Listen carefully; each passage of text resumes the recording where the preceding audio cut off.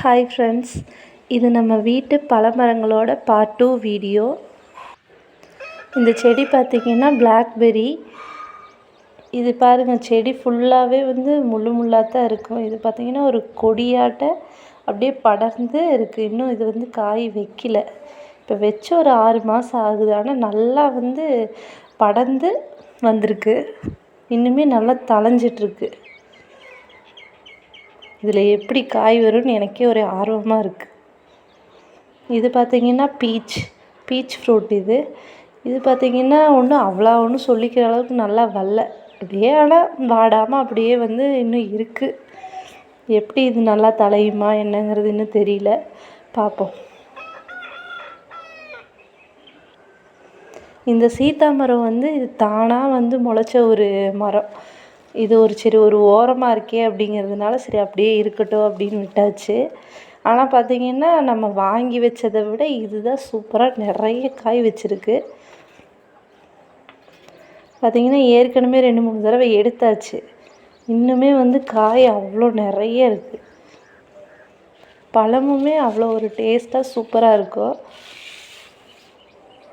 பாருங்கள் எவ்வளோ பழம் இருக்குங்க. இதெல்லாம் நல்லா பழுத்துருச்சு.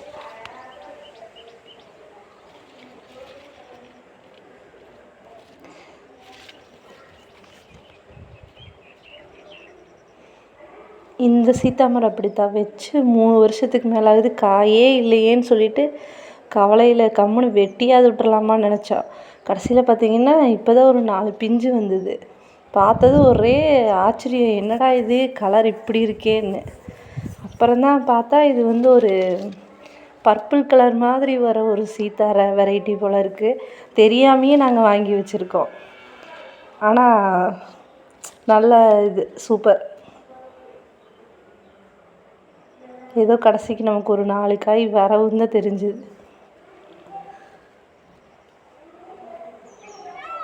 இது பார்த்திங்கன்னா வாட்டர் ஆப்பிள். இது ஒரு ஒயிட் கலர் வாட்டர் ஆப்பிள். இது ஒரு ரேர் வெரைட்டினே சொல்லலாம். பெரும்பாலும் இது ஒயிட் கலர் கிடைக்கிறது இல்லை. ஆனால் இது எங்களுக்கு ஒன்று கிடச்சிது. இதுவும் பார்த்திங்கன்னா பழம் சிறுசாக தான் இருக்கும். ஆனால் செம்ம ஸ்வீட்டு, சூப்பராக இருக்கும். இது 2-3 தடவை அடிபட்டு மரமே இதாகிடுச்சு. இப்போ தான் அப்படியே தழைஞ்சி வந்துட்டுருக்கு. இது சப்போட்டா. ஃபுல்லாக காய் எல்லாமே எடுத்தாச்சு. இன்னும் 1-2 காய் மட்டும் அப்படியே இருக்குது. அதெல்லாம் அதுக்குள்ளேயேன்னு நிறைய பூ பிஞ்சு எல்லாமே வந்துருச்சு. பிஞ்சு பூ எல்லாமே இருக்குது. இதுக்கும் சப்போட்டாக்கும் ஒன்றும் சீசன்லாம் கிடையாது போல் இருக்குது. அப்படியே வந்துகிட்டே தான் இருக்குது. இந்த மாதுளம்பழம் பாருங்கள், அணில், குருவி, கிளி எல்லாம் கொத்துன்னு கொத்தி வச்சுருக்கு. இது ஒரு லைட்டாக ஒரு பிங்க் கலராக வரும். இதுவும் நாட்டு மாதுளம்பழம் தான். அவங்களாம் சாப்பிட்டது போக மிச்சம் இருக்கிறது நமக்கு.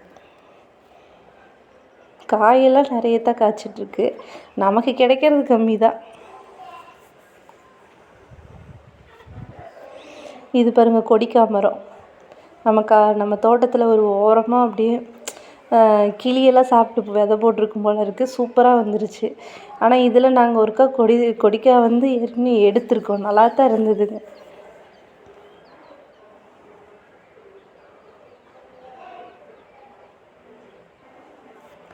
இங்கே பார்த்திங்கன்னா நம்ம ஒரு பிளாக் கலரில் தெரியுதா, அதுதான் நம்மளோட பிளாக் ஸ்குவாடு. ஃபுல்லாக பார்த்திங்கன்னா காடே ஃபுல்லாக இவங்க ராஜ்யந்தான் அப்படியே அலைஞ்சிட்ருக்காங்க. எங்கே பார்த்தாலும் அவங்க தான் கணக்கு தட்டுப்படுவாங்க.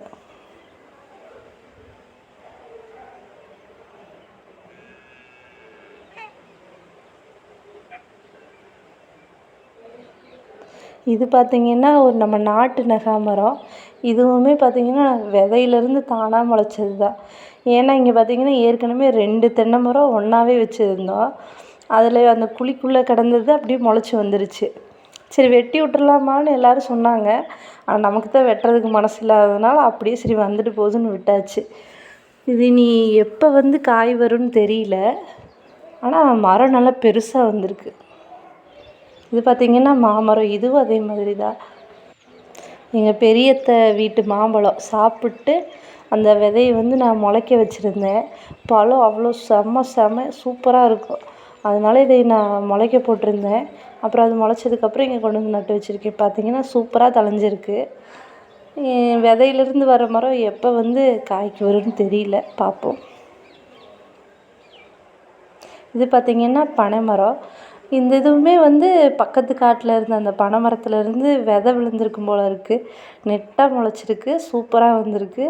பொறுமையாக இருப்போம். பொறுமையாக இருந்தோம்னா கண்டிப்பாக எல்லாத்துக்கும் ஒரு பலன் உண்டு. எல்லாம் இதில் நம்ம எடுத்துக்கலாம். இது பார்த்திங்கன்னா பங்கனப்பள்ளி. நம்ம கொஞ்சம் மாமரமெல்லாம் வச்சுருக்கோம். அதில் வந்து இது பார்த்திங்கன்னா பங்கனப்பள்ளி, இமாம்பஸ், அப்புறம் வந்து செந்தூரா 3 வெரைட்டி இருக்குது.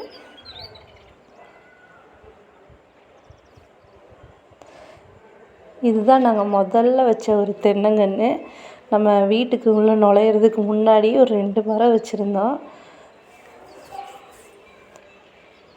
இந்த 2 மரம் ஃபஸ்ட்டு வச்சோம். இதில் ஃபஸ்ட்டு இப்போ தான் வந்து ஈல்டுக்கு வந்திருக்கு. இது பார்த்திங்கன்னா கொய்யா மரம். இதுவும் விதையிலேருந்து வந்த செடி தான். ஆனால் ரொம்ப லேட்டாகி தான் வந்து இப்போ காய் வந்திருக்கு. இந்த 2 காய் தான் ஃபஸ்ட்டு வந்திருக்கு. ஆனால் வந்து வேறு இன்னும் ஒன்றும் பூவெல்லாம் எதுவும் இல்லை. இது 2யும் எடுத்ததுக்கப்புறம் மரத்தை ஒருக்கா வெட்டி விடணும். வெட்டி விட்டோம்னா தான் இன்னொருக்கா நல்லா தழைஞ்சி பூ எடுக்கும்.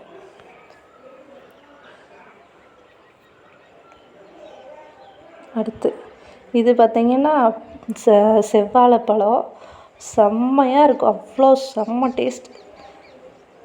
இது பார்த்திங்கன்னா ஒரு சின்ன தார் வந்து பெருசாலாம் வராது. ஒரு அதிகபட்சமே ஒரு 5 சீப்பு அந்த அளவுக்கு தான் இருக்கும். ஆனால் பழம் செம்மையாக இருக்கும்.